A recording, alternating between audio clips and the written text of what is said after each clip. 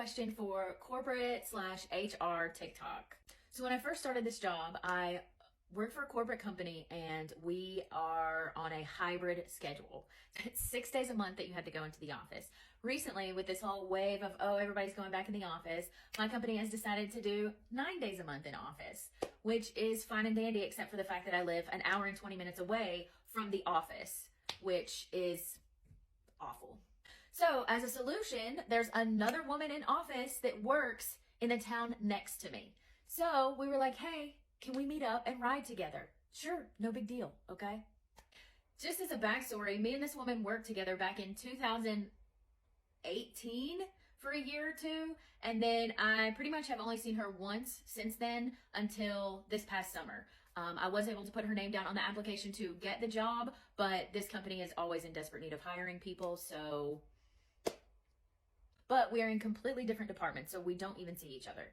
But now we are riding together to work 2 days a week because it's going to cost us more to go to work. Now for the part where I need the advice. So I have two women in this scenario. We'll call my commute partner, Sarah, and then we'll call the other woman, the problem woman, Tina. So Sarah has decided to apply for a position in my department that is one step above me. So she will be over me, higher up. Great, good for her. She wants to move up in the company. I have zero interest. Tina, who is a part of the hiring process, but it's not her job to actually pick the candidates, but she is in the interviews, yada, yada, blah, blah. She has her cubicle right next to mine. Thank goodness for that. And so the other day they were doing all of these interviews. We have lots of openings right now. So they were doing all of these interviews. So I can hear her, the whole office can hear her, everybody can hear her. I heard every single interview, and then I heard every interaction before and after the interviews about notes about these people, what she thought was good. It was only one-sided. I could only hear what she was saying. But right before Sarah's interview, she starts making the comment that she wanted them, the other people, that she wanted them to keep in mind that me and Sarah, this woman is right next to me, that me and Sarah have a long-standing friendship. Mind you, I do not tell people my business in this place. I've only been there since summer, and they all live in a different town. We're not going to be friends. I don't. I keep my stuff to myself. That's it. My personal business is my life. So I'm not sure where she got that we were long-standing best friends. Or had a long-standing friendship. Had a long-standing friendship.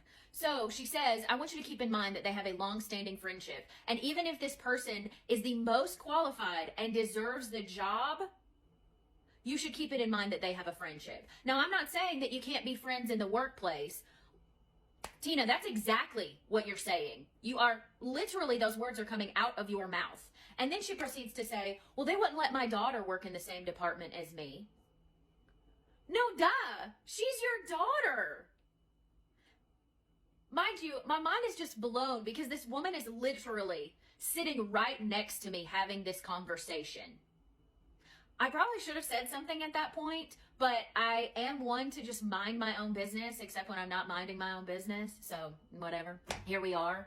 So I really just don't know what to do at this point because I think that Sarah is the most qualified for this job, and I think she would be great for the department, which is what everybody else in the department wants and needs, except for Tina, who loves to just ruin lives. So do I say something? Do I bring it up to the manager? Do I bring it up to HR? Do I let it just blow over? They've not made the decision yet who's going to get the job, but it's down to Sarah and one other woman who happens to be friends with Tina. Make it make sense. Okay? So basically, I just want to know what you would do in this situation because I am at a loss.